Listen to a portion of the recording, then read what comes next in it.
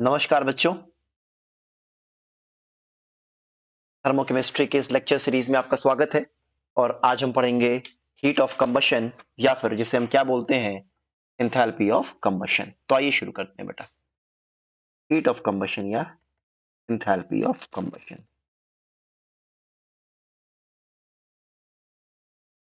Define करते हैं, आइए बेटा। द एंथैल्पी चेंज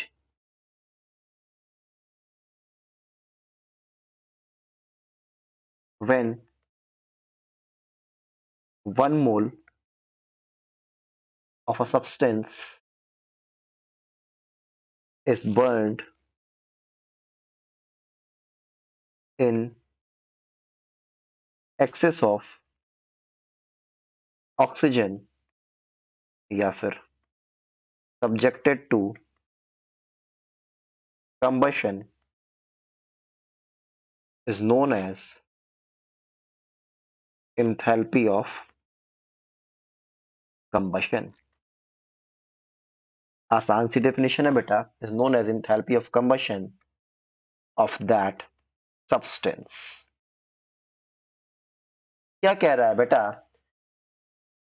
जिस भी सब्सटेंस का हमें एंथैल्पी ऑफ कंबशन निकालना है बेटा, उस सब्सटेंस का 1 मोल लेंगे और उसके 1 मोल को हम बर्न करेंगे एक्सेस ऑफ ऑक्सीजन में।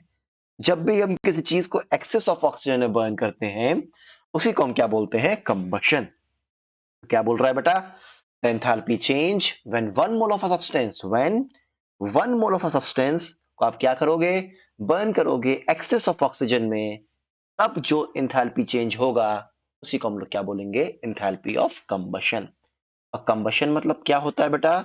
Burning in excess of oxygen. Let me tell you बेटा।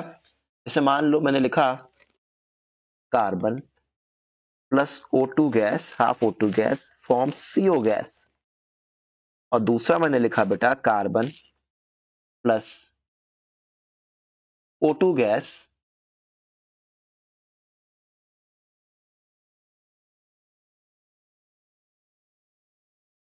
Forms CO2 gas. तो देखो बेटा, रिएक्शन 1 और रिएक्शन 2। रिएक्शन 1 में देखो हमने कंप्लीट सप्लाई ऑफ ऑक्सीजन नहीं दिया बेटा, तो इसको हम कंबशन नहीं कहेंगे। लेकिन रिएक्शन 2 में देखो हमने कंप्लीट ऑक्सीजन की सप्लाई की है, तो कार्बन ने क्या बना लिया? Carbon dioxide. तो रिएक्शन 1 आपका ऑक्सीडेशन तो है बेटा, लेकिन ये कंबशन नहीं है। इनफैक्ट इसको हम क्या बोलेंगे? Incomplete combustion. क्या बोलेंगे बेटा? Incomplete combustion. रिएक्शन 2 आपका ऑक्सीडेशन भी है एज वेल एज कंबशन भी है। तो ऑक्सीडेशन मतलब सिंपली क्या होता है? Addition of oxygen. लेकिन कंबशन मतलब excess of oxygen is required over there. तो मैं कह सकता हूं क्या कि सारे के सारे ऑक्सीडेशन, क्या आप ऐसे बोलो, all combustion reactions are oxidation, but opposite need not be true।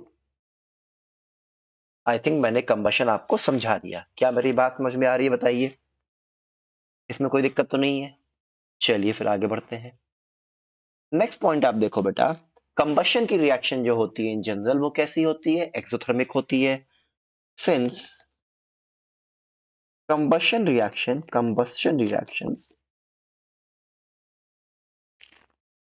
Are exothermic, क्योंकि कंबशन की रिएक्शन एक्सोथर्मिक होती है बेटा, हेंस एंथैल्पी ऑफ कंबशन क्या होगा? पॉजिटिव या नेगेटिव? Of course negative. क्या मेरी बात समझ में आ रही है आपको?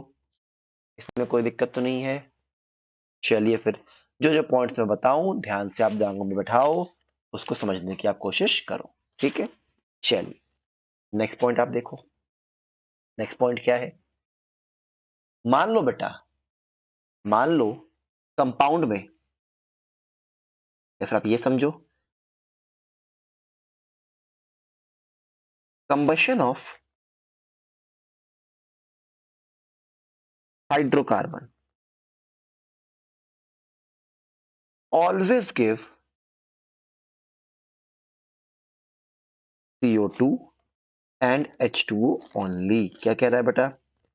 कह रहा है अगर कोई हाइड्रोकार्बन है, इंपॉर्टेंट, अगर कोई हाइड्रोकार्बन है मतलब है कोई ऐसा कंपाउंड है जिसमें सिर्फ और सिर्फ कार्बन और हाइड्रोजन है, ऐसे कंपाउंड का बेटा कंबशन करने पर सिर्फ और सिर्फ क्या मिलता है बताइए? सिर्फ और सिर्फ मिलता है CO2 और H2O, मतलब CXHY प्लस O2 गैस क्या बनेगा? CO2 plus of course H2O। End of course आप इस रिएक्शन को क्या कर सकते हो? बैलेंस कर सकते हो। क्या आ जाएगा ये? x plus y by 4 XCO2 y by 2H2। क्या मेरी बात समझ में आ रही बताइए? इनफैक्ट इनफैक्ट अगर कंपाउंड में कार्बन हाइड्रोजन के अलावा ऑक्सीजन भी है, मान लो किस तरह कंपाउंड है, इसका भी कंबशन करने पर बेटा सिर्फ और सिर्फ क्या बनता है? CO2 plus H2O। क्या मेरी बात समझ में आ रही है आप लोगों को? ठीक है ना? तो कंपाउंड में कार्बन हाइड्रोजन हो, ठीक है, ऑक्सीजन हो या ना हो, कंबशन करने पर सिर्फ और सिर्फ क्या मिलता है? CO2 and H2O। ये कुछ इंपॉर्टेंट पॉइंट्स हैं जिनको आपको दिमाग में बैठाना है, याद करना है। इसमें तो कोई दिक्कत नहीं बच्चा लोग। अच्छा, अगला पॉइंट क्या? हाइड्रोजन गैस का कंबशन कराने पे क्या मिलता है? H2O liquid. मेक श्योर आप ये पॉइंट्स याद रखो। अच्छा, अब आपके दिमाग में आ रहा होगा कि सर यहाँ पे हमने वाटर को लिक्विड फॉर्म में क्यों लिखा है? मैंने क्या बताया था बेटा? अगर कंडीशंस ना मेंशन्ड हो तो हम स्टैंडर्ड कंडीशन अज्यूम करते हैं, और standard temperature is assume to be 25 degree Celsius and 25 degree Celsius and 1 bar pressure पे वाटर किस फॉर्म में होता है? लिक्विड फॉर्म में होता है। क्या मेरी बात समझ में आ रही है आप लोगों को? इसमें तो कोई दिक्कत नहीं है, श्योर। चलिए आगे बढ़ते हैं, ठीक है। नेक्स्ट पॉइंट क्या है? नेक्स्ट पॉइंट ये है बेटा कि अगर कंपाउंड में कार्बन है, मान लो हाइड्रोजन है, ऑक्सीजन भी है, इनफैक्ट मान लो सल्फर भी है और नाइट्रोजन भी है, इस तरह का मान लो कोई कंपाउंड है, अगर मैं इसका कंबशन कराऊंगा, अगर मैं इसका कंबशन कराऊंगा बेटा, इस तरह के कंपाउंड को कंबशन करने पे क्या बनता है जरा आप सोचो। इस पार्ट का कंबशन कराने पे तो बनेगा CO2 प्लस H2O। क्या मेरी बात समझ में आ रही है आप लोगों को? ठीक है। नेक्स्ट पॉइंट पे आप केयरफुल रहो। क्या केयरफुल रहना है बेटा मुझे? सल्फर वाला पार्ट क्या देगा? SO2 देगा, ना कि SO3 देगा। अब आपके दिमाग में आएगा सर SO3 भी तो बनता है, SO3 भी तो एग्जिस्ट करता है, SO2 ही क्यों बना? क्योंकि सल्फर ट्राइऑक्साइड तभी बनता है when there is a presence of catalyst like platinum या vanadium। मेरी बात समझ में आ रही है? मैं लिख दे रहा हूं क्या important? SO3 is formed only under catalytic conditions of platinum या vanadium या NO। पी ब्लॉक में आता है जब प्लैटिनम या वेनाडियम को हम लेते हैं कैटलिस्ट, तब हम इसको बोलते हैं कॉन्टैक्ट प्रोसेस बेटा, ठीक है। और जब NO आता है एज अ कैटलिस्ट तो उसको हम बोलते हैं लेड चैम्बर प्रोसेस। खैर, कहने की बात क्या है कि सल्फर जाएगा SO2 में, ना कि SO3 में। क्या मेरी बात समझ में आ रही है? तो मैं इसको अलग से दिखा दे रहा हूं सच दैट ये आपको याद रहे। और इनफैक्ट जो नाइट्रोजन का पार्ट है कंपाउंड में, वो किसी ऑक्साइड में नहीं जाएगा, वो जाएगा N2 गैस में। Again very very important, oxide of nitrogen नहीं बनेगा क्योंकि ऑक्साइड ऑफ नाइट्रोजन अगेन बनता है कैटालिटिक कंडीशन में। मैं लिख दे रहा हूं क्या?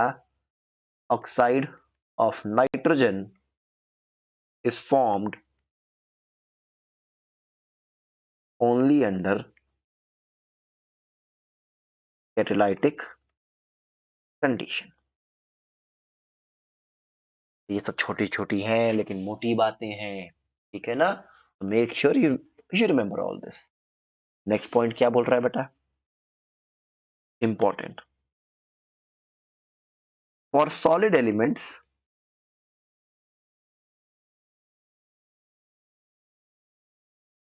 1 mole of atom should be considered find enthalpy of combustion। क्या कह रहा है बेटा? सॉलिड एलिमेंट्स के लिए उस एलिमेंट का 1 मोल हमको यूज करना होगा, और वो भी 1 मोल उसके एटॉमिक फॉर्म में। जैसे मान लीजिए मुझे सल्फर का कराना है कंबशन, हमें पता है सल्फर तो एसिड के फॉर्म में एग्जिस्ट करता है। तो अगर आप ऐसे लिखते हो, तो इस केस में जो एंथैल्पी ऑफ रिएक्शन है वो enthalpy of combustion of sulphur नहीं होगा। क्या कह रहा है? हमें 1 मोल ऑफ एटम यूज करना है, 1 मोल ऑफ मॉलिक्यूल नहीं, 1 मोल ऑफ एटम। तो रिएक्शन क्या होगी? Sulphur solid plus O2 gas क्या बनेगा? SO2 gas. Very very important. Make sure कि आपको ये सारी चीजें दिमाग में बैठी हैं एज इट इज। क्या ये बात समझ में आ रही है सभी को? इसमें कोई दिक्कत तो नहीं है? चलिए फिर आगे बढ़ते हैं। अब नेक्स्ट हम आते हैं किस पे बेटा? अब देखिए जरा, मैंने मेन चीजें बता दी हैं, ठीक है बेटा। अब हम नेक्स्ट टाइम आगे बढ़ते हैं किस पे? Applications of enthalpy of combustion पे। लिखता हूं क्या? Application of enthalpy of combustion. सबसे पहला, to find enthalpy of reaction. ठीक है ना? आप जरा देखो तो एंथैल्पी ऑफ रिएक्शन, इनफैक्ट ये क्या होता है? Summation of enthalpy of combustion of reactant minus summation of enthalpy of combustion of product. ध्यान दीजिएगा, जब हमने एंथैल्पी ऑफ रिएक्शन निकाली थी in terms of enthalpy of formation, तब प्रोडक्ट माइनस रिएक्टेंट था। इस बार क्या आया बेटा? Reactant minus product. मैं इसको प्रूफ भी कर देता हूं। जैसे मान लीजिए मेरे पास कोई रिएक्शन है, C2H4 plus H2 gas forms C2H6 gas. हमें डेटा में इन तीनों के एंथैल्पी ऑफ कंबशन दिए हैं, तो इन तीनों का एंथैल्पी ऑफ कंबशन क्या है? रिएक्शन लिख लेते हैं। पहले मैं लिखता हूं क्या? C2H4 गैस का कंबशन, C2H4 प्लस O2 बनेगा CO2, बैलेंसिंग जरा चेक करते रहना बेटा आप लोग, प्लस H2O कितना हो जाएगा? ऑक्सीजन, 2 दूनी 4, 2 6, 3 हो गए, है ना? This is the enthalpy of combustion of C2H4। लिख लेते हैं इसको। दूसरा, वाटर का लिखते हैं कंबशन, सॉरी हाइड्रोजन का लिखते हैं कंबशन, ये हो गया। This is the enthalpy of combustion of hydrogen gas. और तीसरा, C2H6 गैस का लिखते हैं कंबशन की रिएक्शन, ये कुछ इस तरह से होगा। ठीक है, जरा इसको बैलेंस कर लेते हैं, क्या आएगा? ऑक्सीजन कितने हैं? 7/2। ये क्या है? एंथैल्पी ऑफ कंबशन इसका, C2H6 गैस का। अब जरा देखो, ये हमारा टारगेट इक्वेशन है। हमें क्या क्या इक्वेशन पता है? 1 2 एंड 3। तो हमें C2H4 तो लाना है रिएक्टेंट में ही, तो रिएक्शन 1 को हम लेंगे as it is. Hydrogen gas को अगेन हमें कहाँ लाना है? रिएक्टेंट पे ही, तो रिएक्शन 2 को हम लेंगे एज इट इज। जरा बोलिए तो। हालांकि टारगेट इक्वेशन में C2H6 कहाँ पे? प्रोडक्ट में है, तो रिएक्शन 3 का हम क्या कर देंगे? उल्टा कर देंगे। जरा एक बार रिएक्शन 3 का उल्टा करो। मान लो वो रिएक्शन 3 का अगर मैं उल्टा करूं तो क्या हो जाएगा? 2CO2 gas plus 3H2O liquid, क्या बना? C2H6 gas plus 7/2 O2 gas. This is negative enthalpy of combustion of C2H6 gas, है ना? अब अच्छा, मान लो मैंने इसको बोल दिया, मान लो मैं इसी को 3 बोलता हूं, इसको मैं 3 नहीं बोल रहा हूं, हटा देते हैं। ठीक है ना? अब जरा आप देखो तो, अब जरा 1 2 और 3 को जरा ऐड करना। जब मैं 1 2 और 3 को ऐड करूंगा, मुझे इन तीनों को अगर ऐड करना है, जरा आप खुद सोचो, जरा देखो तो। 2CO2 कैंसिल हो गया, 3H2O कैंसिल हो गया, ऑक्सीजन जरा गिनिए तो आप कितना बेटा, अगर मैं ऑक्सीजन को गिनूं तो क्या होगा, 3 प्लस हाफ 7/2 7/2। अंत में क्या बचा बेटा, जरा देखो तो, अंत में हमारे पास बचा C2H4 plus H2 गोes to C2H6। क्या यही मेरा टारगेट इक्वेशन था कि नहीं बताओ? क्या मेरी बात समझ में आ रही है? बोलिए। इसको दिमाग में बैठा लो। और यहां तक पहुंचने के लिए आपने क्या किया बताओ? इस रिएक्शन का एंथैल्पी ऑफ रिएक्शन क्या है वो टारगेट का? आपने रिएक्शन 1 और 2 को ऐड किया और 3 को उल्टा किया कि नहीं बताओ? ये क्या हो गया, 1 प्लस 2 माइनस, ठीक है ना? या फिर इस केस में तो क्या बोल दोगे इसको, मैं अगर मैं बोलता हूं, चलो इसको 3 बोल दो, तो -3 हो गया है ना? तो 1 प्लस 2 माइनस 3। क्या मेरी बात समझ में आ रही है आप लोगों को? इसमें तो कोई दिक्कत नहीं है। मेक श्योर कि आप इन चीजों को प्रैक्टिस करो। और 1 प्लस 2 माइनस 3 क्या होगा? This is enthalpy of combustion of C2H4 plus enthalpy of combustion of hydrogen minus enthalpy of combustion of C2H6. It is nothing but enthalpy of combustion of reactant minus product. जैसे जैसे आगे बढ़ोगे चीजें आपको और भी क्लियर होंगी, फिर आपको इतना लंबा नहीं करना पड़ेगा प्रोसेस। क्या मेरी बात समझ में आ गई बेटा लोग? आगे बढ़ा जाए, चलिए ठीक है, वेरी गुड। सेकेंड एप्लीकेशन पे आते हैं, कैलोरिफिक वैल्यू।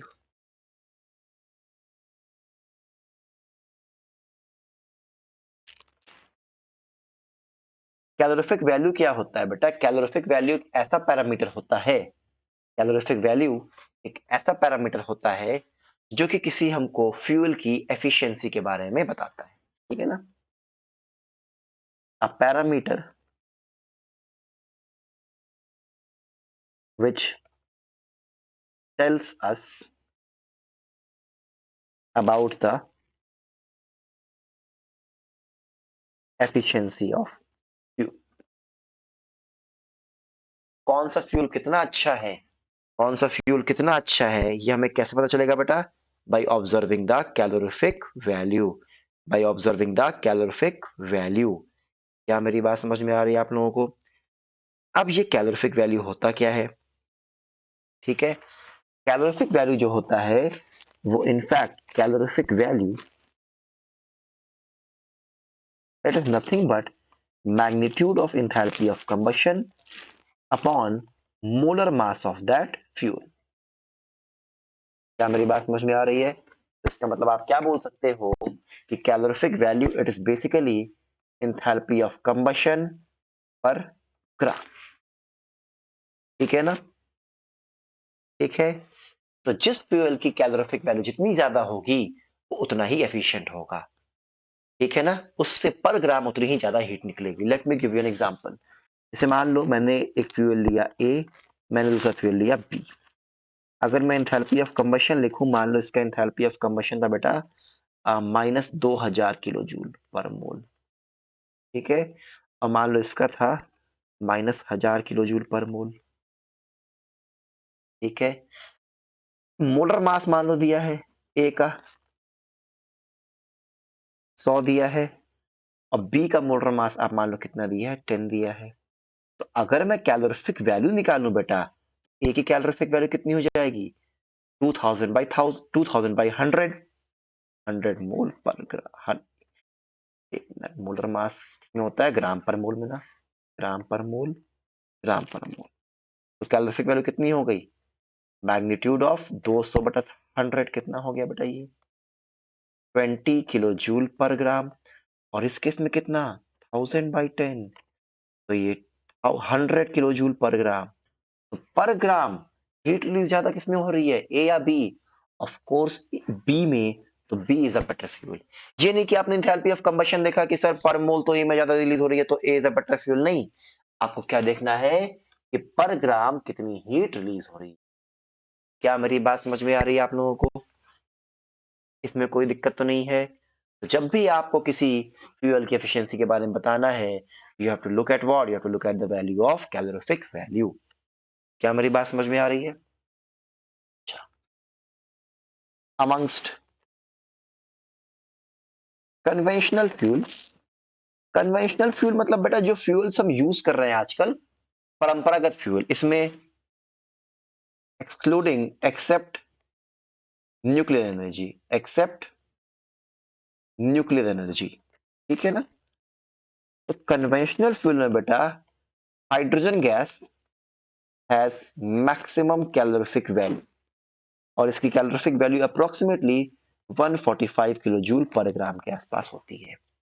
बट स्टिल इसका यूज क्या है, लिमिटेड है, because hydrogen gas is highly combustible, ठीक है ना। But it's use